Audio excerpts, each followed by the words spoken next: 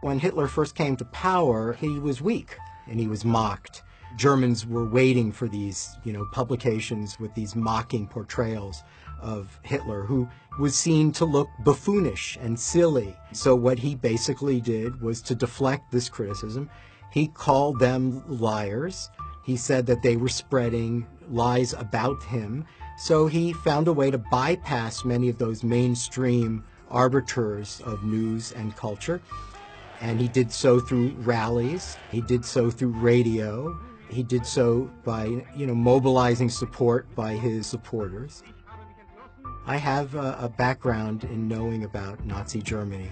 My parents were Holocaust survivors. My mother was at some point in the Warsaw Ghetto and then was at Majdanek, and my father was in a number of different labor camps and a concentration camp. And I certainly do not want to get involved in hyperbolic name-calling, because I do think let's take the Nazis really seriously. But there are some disturbing parallels.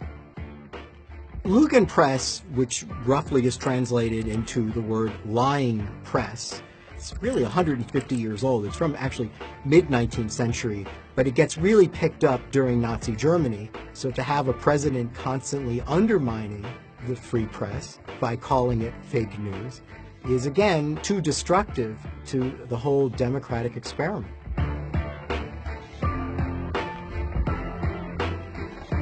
This idea, you see itself even in the rallies that President Trump conducts. It's a very dishonest media, those people right up there with all the cameras. Even people in the audience were threatening the members of the press. That's what you are!